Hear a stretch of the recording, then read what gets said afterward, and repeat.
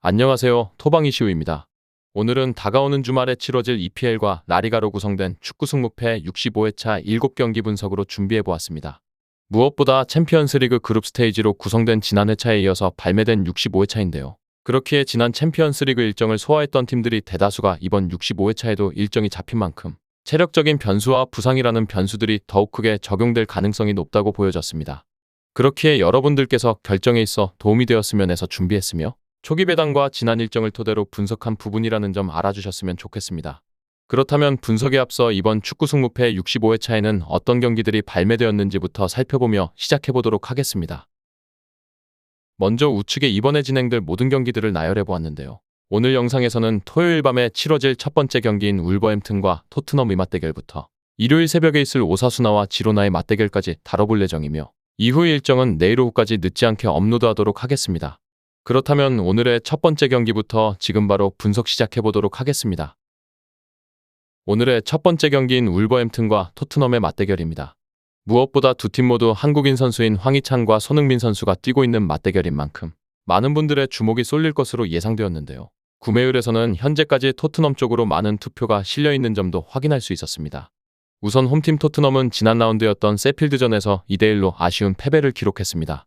종료 직전에 허용한 페널티킥으로 인한 패배라 더욱 아쉬웠던 울버햄튼인데요. 다만 전후반을 통틀어 경기 내내 주도권을 쥐고 있었다는 점과 황희찬 선수가 꾸준히 공격에서 포인트를 올렸다는 점은 긍정적인 부분이라고 볼 수 있었으며 비록 패배로 빛이 바래긴 했지만 그럼에도 경기력 자체는 합격점을 줄만했다고 보여졌습니다.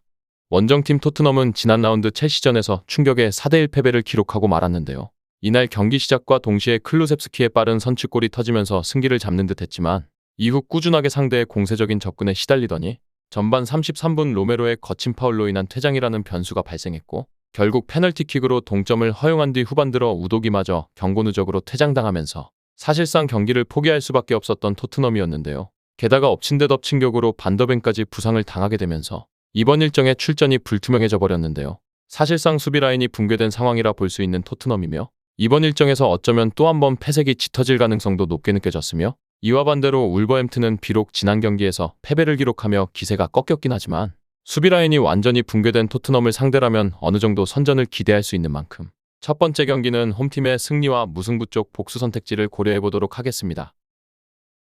다음은 두 번째 경기인 라요와 지로나의 맞대결입니다. 무엇보다 최근 기세가 나쁘지 않은 두 팀의 맞대결인데요. 홈팀 라요는 지난 라운드에서 레알 마드리드 원정에서 무승부를 기록했습니다. 비로소 10경기 연속 무패 행진을 이어가는 중인데요.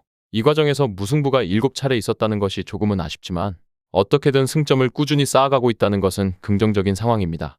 원정팀 지로나 역시 지난 라운드에서 오사수나를 4대2로 제압했고 레알 마드리드전 패배 이후 5연승을 기록하면서 다시 한번 상승세를 타고 있습니다. 두 팀의 전술적인 상성을 살펴보았는데요. 4-4-2를 기반으로 수비에 포커징을 맞추고 역습을 노리는 방식을 줄곧 채택해온 라요이며 이와는 반대로 라인을 높이고 공세적인 접근을 채택하면서 측면과 중원에서 다양한 옵션으로 포인트를 올리는 지로나입니다. 결국 이번 맞대결 역시 창과 방패의 싸움과 유사하다고 볼 수도 있는데요. 올해 치른 맞대결에서도 2대2로 무승부를 기록했고 두 팀 모두 최근의 기세가 대등하다는 점을 고려했을 때는 역시나 어느 쪽 선택지를 선택하더라도 무승부의 복수 선택지를 필수적으로 채택해야 한다는 생각이 들었으며 그럼에도 최근 들어 공격에서 다양한 옵션을 이용하며 5연승을 이어가고 있는 지로나 쪽의 근소한 우세를 예상해보면서 무승부의 선택지와 원정팀의 승리를 예상해보도록 하겠습니다.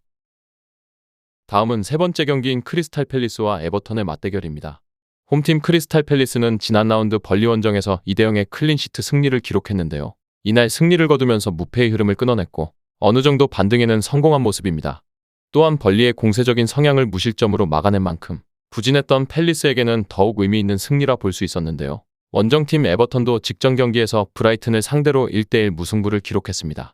에버튼 역시 브라이튼을 상대로 무승부를 기록하게 되면서 3경기 연속 무패의 좋은 흐름을 타게 되었는데요. 객관적인 전력에서는 큰 차이를 보이지 않는 두 팀인데요. 다만 양팀의 맞대결 전적을 보았을 때 서로의 홈에서만큼은 승리를 챙겨왔던 두 팀이기에 조금은 홈팀의 근소한 우세가 예상될 수도 있는데요. 다만 당시의 맞대결에서의 팰리스는 공격에서 좋은 옵션들이 있었을 시절이며 현재는 여전히 공격에서 이렇다 할 마무리 능력이 좋은 유닛이 없는 상황이라 조금은 기세를 탄 에버튼을 꺾기에는 무리가 따를 것이라 보여지는 만큼 이번 경기는 원정팀 에버튼의 근소한 우세를 예상해보면서 에버튼의 승리 쪽 접근을 채택해보도록 하겠습니다.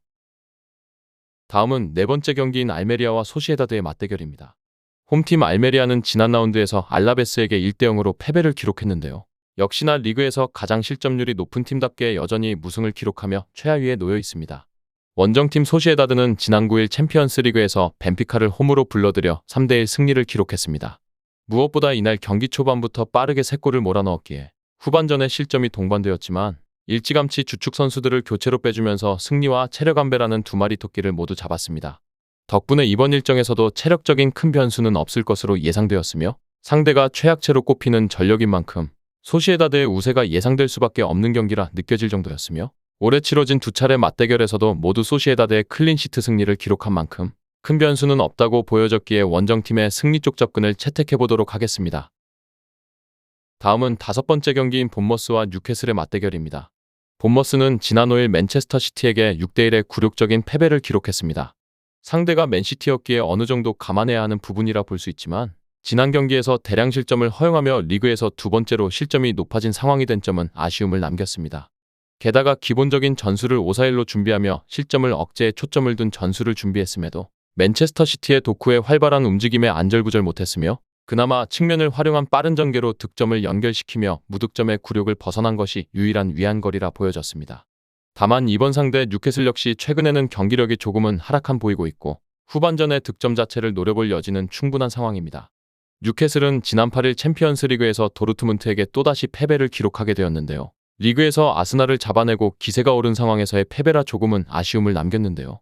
다만 이번 상대 본머스는 수비에서의 장점을 찾아보기 힘든 팀이라 볼 수 있기에 비교적 다시 한번 기세를 끌어올릴 만한 여지와 전술적인 부분과 뎁스에서의 퀄리티 자체는 뉴캐슬 쪽이 우위라 볼 수 있는데요. 하지만 이번 일정을 앞두고 챔피언스 리그 일정을 소화했다는 변수와 본머스가 이번 일정에서 다시 한번 내려앉고 역습을 노리는 전술을 채택하게 된다면 어느 정도 뉴캐슬도 이를 공략하기엔 어려움을 겪을 수도 있는 만큼 이번 일정은 뉴캐슬의 승리를 채택하되 반드시 홈팀의 승리 또는 무승부의 복수 선택지도 고려해보시는 것을 추천드리겠습니다.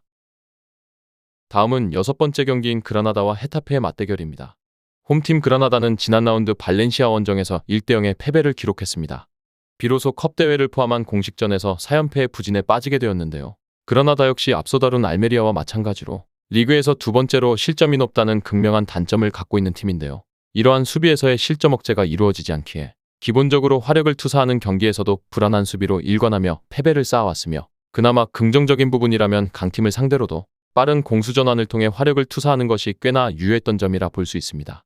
원정팀 헤타페는 지난 라운드에서 카디스에게 1대0의 승리를 기록했는데요. 비로소 컵 대회를 포함해서 2연승을 기록 중하면서 흐름 자체는 나쁘지 않은 헤타페라 볼 수 있습니다.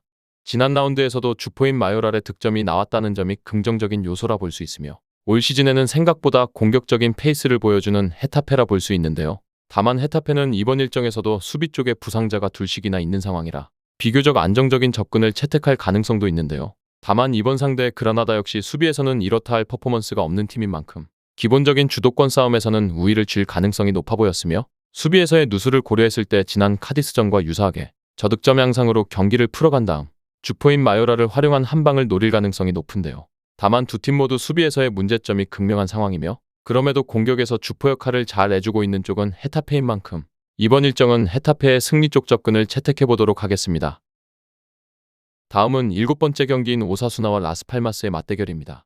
오사수나는 지난 라운드에서 지로나에게 4대2의 패배를 기록했는데요. 역시나 이날 경기도 후반부터 화력 전향상으로 전개가 되었고 공격에서 부디미르를 적극적으로 활용해 두 골을 넣었다는 것 자체는 긍정적이라 볼 수 있지만 역시나 리그에서 가장 많은 공격 찬스를 만들어내는 지로나의 공세를 막아내기는 역부족이었습니다.